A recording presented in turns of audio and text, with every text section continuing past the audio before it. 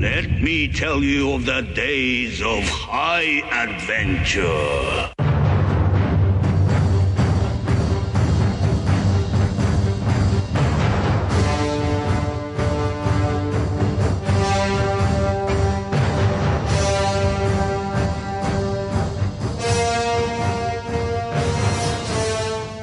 Hey, this is Kevin. And this is John. And this is 6 Degrees of Schwarzenegger, the podcast where we take a long, hard look back at some of our favorite action movies from the era of Arnold. Schwarzenegger is the icon of the genre, you guys. And we're taking a deep dive into some of these 80s and 90s cult action movies and breaking them all the way down. Let's do it.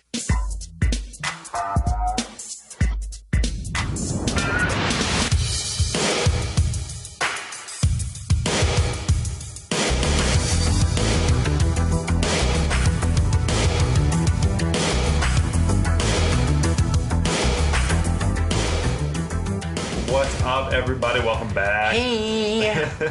Glad to have you with us. Happy Monday. We appreciate you coming down this shitty wormhole with us. We're suffering through it. You have to suffer through it, too. I mean, I enjoy watching this movie in the way that you enjoy watching a truly bad movie. I feel like while watching this movie that I'm like sliding down a power line on a canvas belt in the rain. Slamming your body into a tree. And being electrocuted. That's how I feel. How do you feel about it? I feel a little bit better than that about it. Is Stallone responsible for this movie being terrible? Can we lay this at his feet? I feel like he had his hands pretty well involved, and he had his hand in a lot of different areas of the movie and didn't really improve it in any of those areas. lay it at his feet. I do. I hang it around his neck. There's a lot of culprits, a lot of people complicit in this crime. This is a crime against humanity. Also, this movie. Welcome to Houston. Glad to have you. Oh, fuck yeah! Hope the weather and the Saharan dust cloud are not too much for you. Fucking crazy out there, man. The world is it's biblical plague shit going on outside every day. We are inside your nice, cool, air-conditioned apartment. We are cool. We're sipping some Garrison Brothers. What do I have here? This is Garrison Brothers Texas Bourbon Whiskey.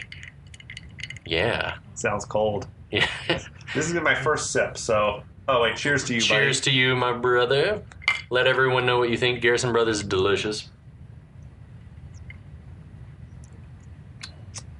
Oh, yeah, that's good stuff, man. Tastes brown? Yeah. Did you grow a hair? It's hot. It's hot. It's kiss of death. It's hot.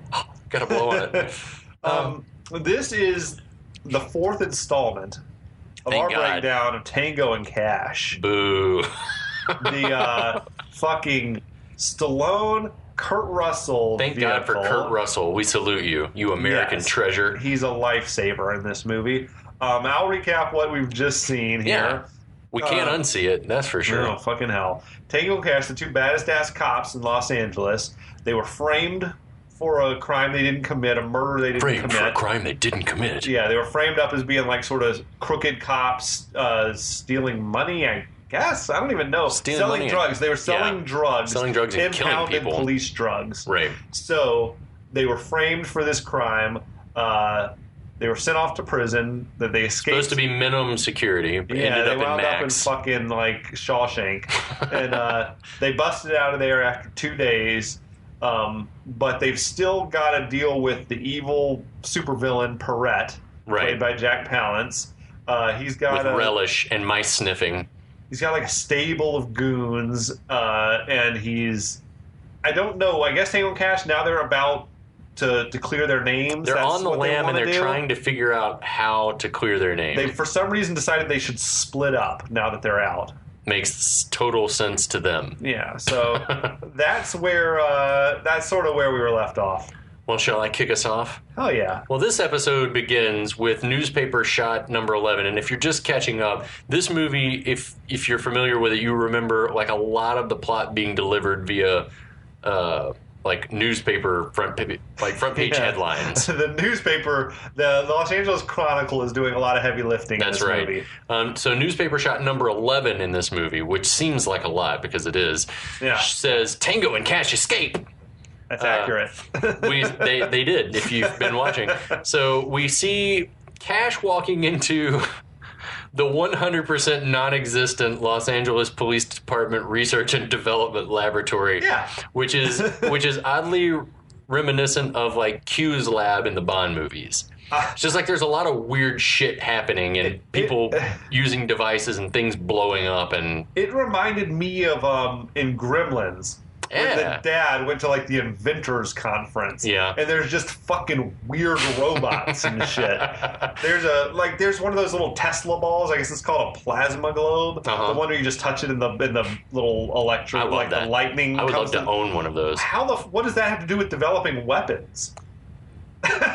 This movie explores a lot of themes, and electricity is one of them. So maybe it's just like, maybe it's trying to tie the previous scene to this one. I guess so. Is that giving someone too much credit? Burners and fucking like test tubes and shit. Yeah, there are a lot of new weapons being tested under the supervision of Owen, played by Michael Pollard, who you'll remember as like Herman and Scrooge, the guy that keeps calling Bill Murray Dick. He thinks he's Richard Burton. He is known for he looks exactly the same and sort of acts and talk twitchy the same, but he was in Bonnie and Clyde way back in the day, the Faye Dunaway, Warren Beatty classic. And he's just sort of had a lot of roles. I feel like he's passed on now as well. He has. Passed. A lot of these dudes have. He was in Dick Tracy doing something. I can't remember what his character was, but he was in Dick Tracy. Hold the phone. He was one of the cops, wasn't he? I don't know his character's name or anything. I just saw that he was in Dick Tracy. I think that he was... No. Oh, man, this is going to drive me crazy. He had a name. Yeah, look it up. Look it up, dude. We'll come back to it. I'll keep on with the plot while you're checking it. Yeah. So, Owen, like fucking eagerly, is just eager to help Cash, who's on the lam. Right. He's like, oh, yeah, let me set you up with some clothes. Dude, do you want any guns? And it's just like, fucking what? Yeah, he is eager to help this escaped convict. He is committing crimes right now. They're good friends, though. I guess so. Why was there a pile of clothes lying there? I don't know. Well, see, that's the thing, too, is this is the only moment in the movie where I'm like, even Kurt Russell couldn't salvage this because he's like, I see we have the same taste in clothes. And then Owen's like, do you need a gun? I got some over here. And he's like, yeah, I need a big one. And so then he finds a gun. He's like, I always knew we had the same taste in weapons. And it's like, you just said the same thing about clothes. The same phrase, you just rolled that out like twice within 10 seconds. I don't like it too much. I don't know either. And fucking Owen like volunteered the guns. Right. It wasn't even like he's like, hey man, can I get a gun? I need a gun. It was like, you want some guns, escaped convict? There was that weird like dog. They're like, it's a home defense for seniors. For seniors. What? Owen, the guy that Pollard played, Bug Bailey. Okay. Bug Bailey, I think, was one of Dick Tracy's like cop buddies. He's a good guy? I think so. Okay. If I recall. He has that thing about him that he seems like a throwback to some ancient era of whatever. Yeah. He was one of the cops. He was a good guy. Yeah. Cool. This dog thing. It's just like it explodes. Was and that like thing firing live ammunition? Yes. Like Cash had just walked right in front of it. It didn't seem like it was working. Right. And then it went off and the friggin' thing's head blew off. Right. And the gun muzzle splayed out like you see in cartoons. Yes, it was like a flower. And then Cash looks at Owen, and Owen's like, I don't know, and gives him a big thumbs up. And I'm like, what the fuck is going on? Owen is the guy who made his gun boots. Yes. Yeah. But again, he's doing that crazy But again, shit. If I can ask the question for this movie, our mantra, what's happening? That should have been this movie's like phrase on the posters. Tango Cash. What's happening? What am I watching right now? I don't know, man. It's all terrible. Now, at another house elsewhere in Los Angeles, Tango surprises the FBI agent Weiler. That was Louis Arquette. That's right. That we mentioned earlier. Yeah, so there's like this exchange of terrible one-liners, and Tango kind of coerces Weiler into confessing to helping with the setup. Yeah, it was like all those fucking things he was saying. I see you're not counting calories. Is it because you're too busy counting the money they paid you to set us up? What? I like that he had just like a cold bowl uncovered of spaghetti. He's just gonna eat some cold some Chef Boyardee, because that was the Chef Boyardee noodles without the meatballs for sure. You think? Oh yeah, straight from the can. Oh yeah, but in a bowl without a cover. Do you think it was meant to be that, or was that just what the prop department came with? Like, here's a can of spaghetti, we'll dump it on the plate, and that's his spaghetti. Correct. He's like living like a loser, though. Probably he did eat. His wife left him, probably. I used to crush the Chef Boyardee ravioli back in college. Oh yeah, days. same. I remember that. I would eat that shit cold out of the can, dude. I know I'm probably gonna die, or I'm never gonna die. No, yeah, you're preserved. You got so many preservatives in you now. I would eat it from the can, just not nuked at all. Oh man, I can't imagine this room temperature. Yeah, fucking delicious, delicious. So he like threatens him. He's like, "You're looking anemic. Well, you need some iron in your diet." Threatening to shoot him. He can't stop saying the word diet. Yeah, he's about his fitness. We know this. What do you think? How he must have hated it in jail, eating that slop, and as long as he could work out, whatever. Oh my gosh. So Wyler says Ponytail goon paid me to do it, and they want me dead now too. Mm-hmm. Wyler gave it up really easy. He did. I think he's depressed, but his wife left him. He did. He's like, but he says he'll split the money with Stallone. He says he'll split the money with Tango, and he'll tell the police everything in exchange for safety. Mm-hmm. But then, as they're walking out, he like bum pushes like Tango through a bathroom door and runs in the garage and locks the door. And as he opens the car door, it explodes. Car bomb. Perrette planned for this contingency. Ponytail must have. Is it? They're tying up all the loose ends, right? Exactly. Okay. Exactly. Okay. Elsewhere. Oh wait, when the bomb goes off, it flings Tango. Right. He like flies down a hallway. Fucking terrible stunt double. Yeah. It looked like John McClane. It looked like it could have been. It doesn't look anything like Stallone. It looked nothing like Stallone. It could have been like Bruce Willis's stunt double or something. It had that with a little more hair. Yeah. Everything about this movie, shoddy craftsmanship, if you can call it craftsmanship. Maybe we shouldn't call it craftsmanship. It gives it too much credit. Elsewhere, we see the audio tape expert from the trial, Skinner, or Jumbo, you may remember. He's going into his office, but not before he like checks out like a couple of honeys. He's like walking down the sidewalk. Oh, yeah? Good for him. We see that Cash is sitting at a desk. His little pad is sweet. Like Skinner's pad is dope. That. Yeah, it's awesome. I think it's just all the audio equipment and stuff like that appeals to the musician in me. But I love that Cash is over there playing like a weird scale on that keyboard. It's like it was all synthy and shit. I love that. Was that just his lab? Was that his house? I feel like it's dual both. purpose. I feel like it's both. Yeah, I think so too. It was like loft space. It looks lived in. And really, really technologically forward. Yeah. Okay. So Cash sitting over there playing the keyboard. He's found all the tapes and calls Skinner out for like using tapes to make a doctored tape to implicate Tango and Cash. Where did he get all those raw tapes of them from? So my theory is that those were confession tapes that Tango and Cash had gotten. Like interrogations or something? Interrogations. Okay. So, and then he got them however an FBI guy gets stuff. Subpoenaed them probably or stole them. He was just he's just an audio expert. I don't think he worked for the bureau. Well, then he got him from the Perrette, expert probably. guy, but Perrette paid him to make the tape. Or Ponytail. Arquette got him for him. Yeah, somehow some shit happened. Yeah. He's found all the tapes. Well, it was Perrette's fucking audio video guys. They've got the connections. That's right. Those evil AV everything. Dudes. They had the highlight reel of like their best hit. That's right. Fucking. I want videos of Tango and Cash fucking my shit up. Skinner says that they forced him to do it, but he doesn't know who they are. Cash starts shooting up his lab, which sucks. He says, I never met him, I swear to God. But I did record our conversation. That's right. Skinner says he taped the conversation with the guy. Then we see Tango calling from an auto shop. Fucking what? I don't know. Why? What's happening? Is this a buddy of his that he knew? Anyway, he's trying to reach Captain Schroeder.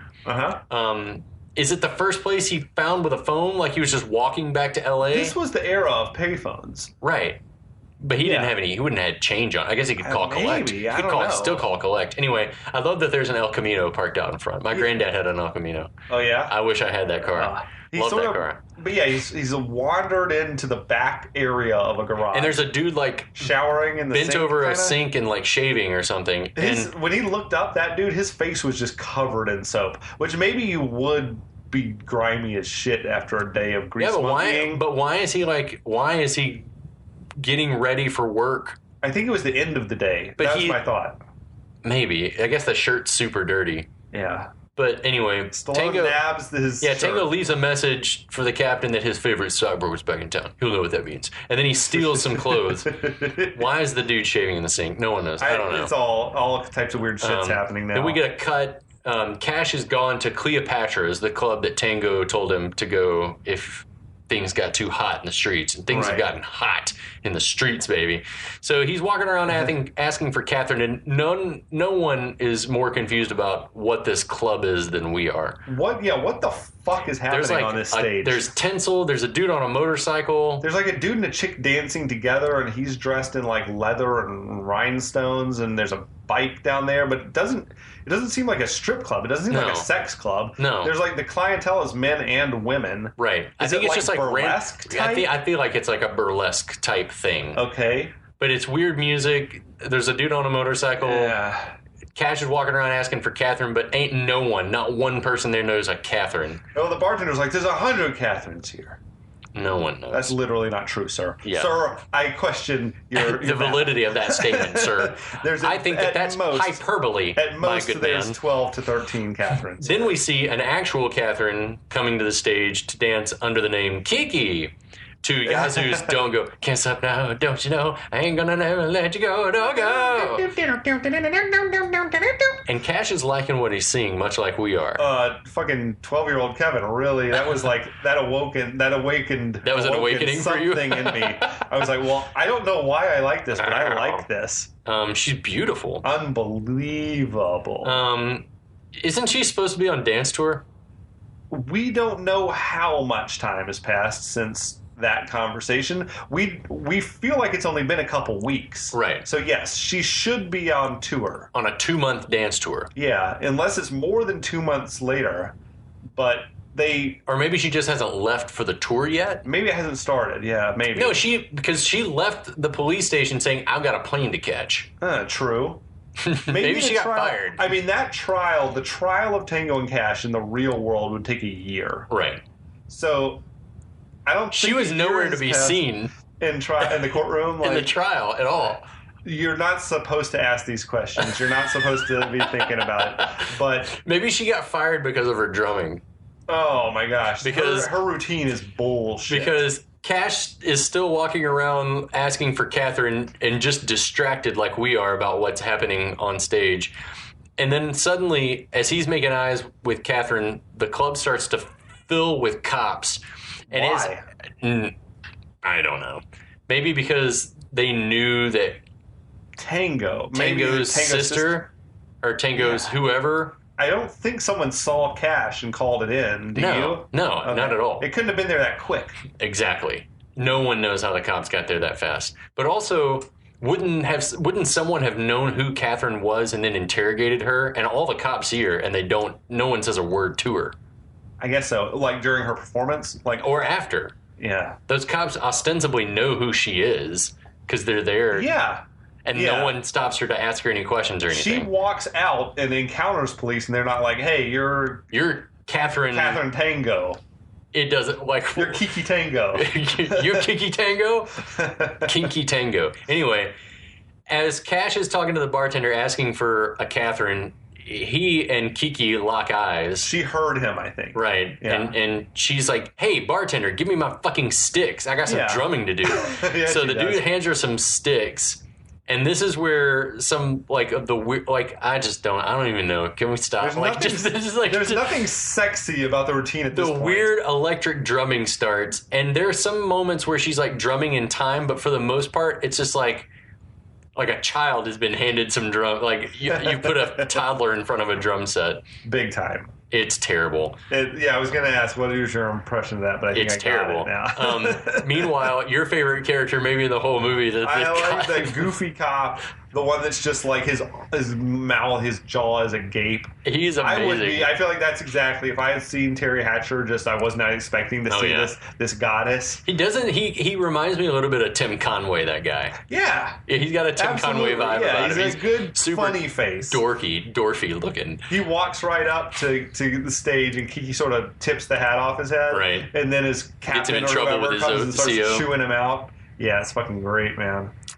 He's awestruck. So she is distracting the cops so that Cash can like sneak backstage, we guess. Yeah. And then backstage, she comes out and tells Cash that she's Catherine, but no one calls her that but Tango. Right, exactly. And so he follows her backstage into the dressing room, which seems kind of like a no-no. Yeah, she drags him into the dressing room, and there's just titties on display, like 3 or 4 just stacked. We needed more because we hadn't had any since the rando boob shot in the garage scene in the first act. I don't know what the dressing room culture is like, but I feel like it's like he that. should have poked a head in there, though, and said, like, hey, is it okay? A man's coming in. I'm bringing somebody in, like, cover up if you need to. Exactly. Definitely. Okay. So Cash says that he and Tango are in big trouble and that he's got to find him. The movie female nudity thing got out of the way pronto, but we were due by this time. So yeah, they devise a plan to sneak him out. Right. I like that he calls the motorcycle guy Elvis. He asked him what his size is, and I like that that's another instance of this movie being sort of meta. Yes. Because Kurt Russell has played Elvis in more than one thing. Yeah. He did the voice of Elvis, I think, in Forrest Gump. Oh, yeah. And then he also... Have you ever seen the 3,000 Miles to Graceland? I haven't seen it, but he's done with impersonator in there. Yeah. He and Kevin Costner. Absolutely. You should see that movie. That's an entertaining movie. Is it? Okay. Yeah. It's not great by any stretch, but it's super entertaining. Kiki comes out dressed out back of the club in the biker gear. I guess we're meant to think this is Kurt Russell. Right, but it's obviously a shorter person. Yeah, it's a petite... And the cops are like, hey, come over here. Like, who are you? She takes her helmet off, and it's her, and she's smoking. She's like, what do you want? And they basically leave her alone. Which, that's where it doesn't make sense. If they were here, because Tango's sister works here. Right. Then they're like, hey, you're Tango's sister. Aren't you we need Kiki to talk. Tango? Yeah, we need to ask you some questions. Right. Unless they're like, we know she works there, but we don't know what she looks like. Just go there and talk to people. What? That's not how police work. I have no clue. So anyway, she calls out for Lynn. Hey, Lynn, let's go. And out comes Cash in the most absurd drag you've ever seen to a sultry arrangement of Harlem Nocturne. This is why you gotta love Kurt Russell, man, because he will go for it. Oh yeah. I'm going to go all out. He's fearless. He's awesome. Yeah, I fucking love the dude. The cops let him walk right out, but not before the Tim Conway-looking one's like, hey, Red. Hey, Red. A rope instructor, huh? He's in good shape. He made a hulking, square-jawed woman. Yes. Kurt Russell. Sometimes, he has a 5 o'clock shadow, everything. It's awesome. He goes and he hops on the back of that bike. And the same cop is like, hey, any chance of a 3-way? And they double flick cigarette butts at him. I think they both hit him in the face or off his hat. This is fucking great timing. It is excellent. But he had to check. Yeah. They ride off on the motorcycle unmolested. That was a fucking conspicuous getaway, but it worked. Yeah, it totally. Well, I mean, Kurt Russell gave him the finger on his way out, and the cops were just like, okay, bye. Yeah, fair enough. Back at Catherine's place, things have escalated quickly. There are clothes everywhere. It looks like a sex bomb has gone off. There are clothes everywhere. Yeah. Yeah, it's trying to paint the picture that they're already on the couch making it. I mean, but whatever's going on, it has turned very intimate. Yeah, she's massaging Cash's back. She's in a little silky robe, and she's got she's straddling him, and her legs, and who knows what else is pressed up against him. I'm into it. Yeah, big time. Cash is questioning her about her relationship with Tango. Well, first he's like, you knew who I was all along, didn't you? It's like, I would think everyone in the city knows who you are because you've been on the front page of the paper 12 times. 12 times in the past 2 weeks. 6 days. The morning and evening editions every day. Yeah, that was fucking bizarre. Yeah, Cash is trying to ask some prying questions about her relationship with Tango. Why, do you love him? Of course I do. Oh, you do? That was fucking weird. Yeah, his face drops. So he thinks that she is Tango's girlfriend. Correct. And he is it uncool of him to be letting this massage happen then? Yes. Okay. It definitely is. I wasn't sure. They don't really... They're not like besties. No. So at what point is it okay to steal someone else's chick? It's never okay. Even if it's your worst enemy. Maybe if it's your worst enemy. Your very worst enemy. I don't know. I don't know either. These are questions you're not supposed to ask. Yeah, but then there's a little more dialogue that's supposed to make everything vague, where she's like, I live my own life, I do what I want, and I don't really worry about what he thinks. And she's like, he's like, yeah, I'm into that. Suddenly we see Tango not knocking or ringing a doorbell or anything, like breaking into the apartment. Yeah, quiet. He's quietly sneaking in. And all signs point to Cash and Catherine fucking. It's like the most explicit conversation you've ever heard. She sounds like she's about to go full like Meg Ryan fake orgasm over there on the couch. She says, I'll just move it around real slow. And he's like, don't stop. And she's like, oh, don't worry, I could do this all night. Prove it. Well, prove it. And then it gets more explicit. It's like, this is not how you talk about massages. He said something about having a disc that slipped out. Right. Which I don't even know how that works, but it sounds painful as fuck. But yeah, she's straddling him, she's groaning and saying, oh my God, Gabe, I can feel it going in. It's in. Is it? Oh, it's almost in. This is not how massages go. She is moaning. Yeah. Like in ecstasy. Yeah. And Tango is over there not digging it, like covering his face. Yes. And then he sees like a silhouette in the back door. Right. Like in the back door. He jumps over the couch and jumps through the screen door. Yeah. And tackles the guy through the screen door. And this is like one of the most egregious continuity things like maybe ever. I mean, he lands on top of them. Right. The door bursts to splinters. Right. It explodes. Then it's a close-up with Stallone, I think, and then back to the guy, and the door's intact again. It's fine. And he says... Well, he's choking him through the screen, too. And then it's Schroeder, it's Cappy. Yeah, and what does he say? This the way you screen all your guests? The fuck? Puns for days. Shit. Boo, kill me. Just shoot me in the face. Cash comes out with a gun. Yeah, it's Captain Schroeder... Tango and Cash argue. They get to arguing about like his poor police work. Like you should have been more aware. And he's like, I did see him. What were you doing in there? You were distracted. I totally saw him. And this is where it's revealed that Catherine is in fact Tango's sister. Okay. Cash is I love Kurt Russell's reaction. Cash is like, that's great. He's like super stoked that they're brother and sister. Tango says, I've never deliberately punched someone out. Haven't we've seen him do that within the course of this movie. Yeah. Okay. Yeah, we've seen him beat up other prisoners. He beat up Face. Yeah. He's been in a big old brawl. Yeah, he's been beating up people for an hour. Fucking weird. Yeah. Then Tango and Catherine start bickering over him like busting into her place without announcing himself. And agreed, Kiki, we're on the same page. It's like, yeah, he owns it, but she rents it. And then they argue about her being behind on rent.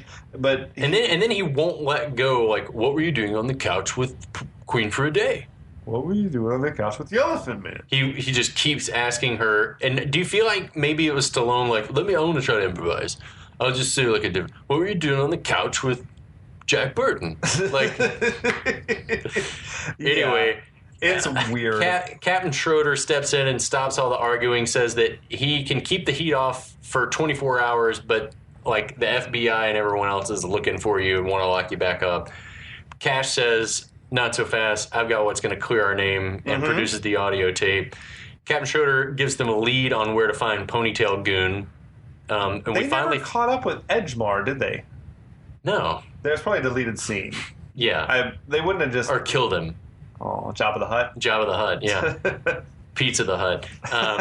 And we finally find out from the captain that Ponytail's name he pronounces it Requin, which is spelled R-E-Q-U-I-N, which is the French word requin, which is the French word for shark. Badass. Yeah. Okay. So he's a shark, baby. Better believe which is kind of cool. Tango, again, is like, won't let the thing, like, what were you doing on the couch? Keeps talking, and she's like, none of your business. all like coquettish and like taking him inside to like Cash is sort of giving her a wink, like don't tell him. Let's get you inside and change clothes. It's bizarre. So, and that's when Tango says to Cash, who's still in drag, "Yeah, you're going to make an ugly bride or something." Yeah, like to which he replies, "Oh, is that a proposal?" The second time that joke's been used in this film, and just as not funny as the first time. Yeah, even Kurt Russell couldn't salvage it. Inside, a much calmer Tango is speaking with Catherine about nothing of consequence until the scene turns like, awkwardly incestuous. Do you need some money? I could this buy is the you weirdest. Bond. This is the nice yield. I think that after the jail scene, that this is the next most weirdest scene. There's romantic like music playing, like weird, like romantic undertones, not unlike Over the Top, where he was coming on to his son. There's a giant poster-sized photo of herself in her bedroom. Yeah. I had read where originally the character of Kiki was not meant to be Tango's blood sister. Like she was going to be a stepsister or an adopted sister or something, and it still would have been creepy as fuck. Like, if you grew up together, it doesn't really matter if you're blood related or not. It's still just, you're not allowed to fuck. Yeah, I it's all real weird. The dialogue is some of the most bizarre in the whole movie. And he's like, I didn't want to come here. And she's like, where else would you go? The North Pole would be nice. Why? Why is that funny? Why is that a joke? Why is that a joke? No one could make that line funny. And then he's like asking her about how's the career at the club going? You saw her like 6 days ago. Yeah, presumably, unless it's been 6 months. I don't really know what's going on. But like then he's like saying, if you need a little money, I could buy you a bond or something. What about the dance tour? She should be on tour. God damn it. I feel like she should be on tour unless it's more than 2 to 3 months later. So we don't know what's happening. This scene happened for no reason. Cash enters and says that they need to get out of here, and Buddy, I agree. Yeah. Cash asks Catherine out, and she's totally into it, much to Tango's displeasure. How is she single? She's working all the time. She's incredible. She is. That smile when she smiles at him, she's like, definitely, like, I'll go out with you. I'm like, oh my goodness. I wish that a woman would look at me like that. He says he gets cut off, and he's sort of, it feels like an ad lib because he's like, I just thought maybe we could go down to the ballpark. And like then Tango just grabs him and drags him out of there. I love it. It's great. It's great. Later, Cash picks the lock to break into Rakan's apartment. Yeah.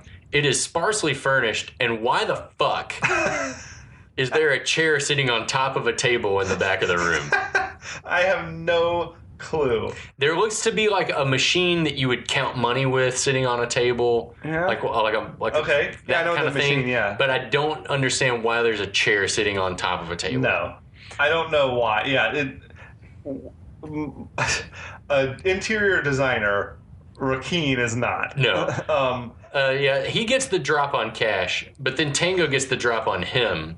The table's turned. How is he inside already? I don't know. It must have been some type of an elaborate setup. Yeah. Like him Cash breaking in was strictly to distract Rakeen because they had broken in and planted Tango inside earlier, I guess. Right, had to have. And then Stallone tries his hand at a terrible Cockney accent. Shame. Shame. Don't you know Ponytails are out this season? Boo. They take him to the roof and dangle him off. This is plan A. Do you like them calling him Mr. Potato Head? I don't understand. It's not a party without Mr. His Potato Head. His head is kind of lumpy. But is that I don't know. His head kind of looks like a potato to me. I was wondering if it's not a party without Potato Head. Was that a slogan that I missed out on? I think that was just another one of those Stallone jokes. It doesn't work. How funny he is. It doesn't work. So anyway, Rakan does not seem to be dismayed by being dangled off the roof or anything like that. He's not talking. He rather seems to be enjoying. You're not even toss us. Yeah, it's weird. He's just busting out every little bit of Cockney slang you can think of. He's calling their bluff. So they move to Plan B, which involves duct taping him to a hand grenade. Yeah, like duct taping one to his face, like a ball gag.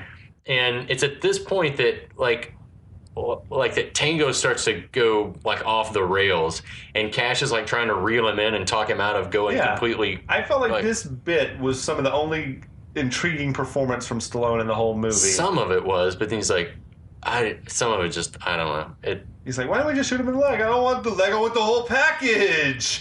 He's like, had some decent lines. That's crazy. I was okay with it. You can be okay with it. That's fine. Cash and Tango get to pushing and shoving and arguing. Cash is like, I'm not down for this. And he's like, going to leave. But it looks like Tango's about to pull the pin and Rakan is like freaking out through the duct tape. And and so Tango like rips the grenade and tape off Rakan, and he just like spills the beans. He's like, I've had enough. I'll tell you everything. I'll sing like a canary. Yeah, he gives him everything. The geezer you want's name is Perret. Yves Perret. He's the governor. He's the governor? What? Is he fucking like the fucking chimney sweep? It's like, okay, Fagin. It's like, Oliver, please, sir, may I have some more? So yeah, he reveals the big boss's name is Perret, and he's at an airstrip out in the desert. Yeah. And Cash says that he pissed himself, so he must be telling the truth. They said he fell for the oldest trick in the book. Bad cop, worst cop. Oldest trick in the book. So he had a weird, Ponytail had a weird, face tattoo. Yeah, it's like some sort of Asian symbol. Whatever. It's just a weird detail that you can only really see in the extreme close-up. Yeah, I don't know. Strange. So then Tango and Cash's celebrations cut short when Tango demands again to know if Cash slept with Kiki. And I love Cash's response. I was so drunk, I honestly don't remember. That's a solid line. It's excellent. That's solid. Again, though, it's Tango showing how obsessed he is with he's obsessed with his sister's sex Cash-Kiki life. connection. Tango walks back and to add insult to injury, pulls the pin on the grenade and drops it down Rakan's pants. Yeah, he said what is his contribution to birth control or something weird. But it doesn't go off, which I guess we knew it was not going to go off. It's a dud. But we also see that there's no urine puddle on the ground. Yeah. So he didn't piss himself. It's either a joke, I guess, hyperbole. So it's at that point that we reckon Tango and Cash are on their way to pay a visit to Jack Palance's they're out to Ryko Air Force Base or whatever, yeah. And if you're excited to find out what happened, you're just going to have to tune in next week because I don't have the time or energy to tell you what happens now. I don't have the time nor the inclination. But we'll be back. And I'm not drunk enough. You got to top that glass off, and we'll finish this shit out next week, friends. Join us. We'll be back.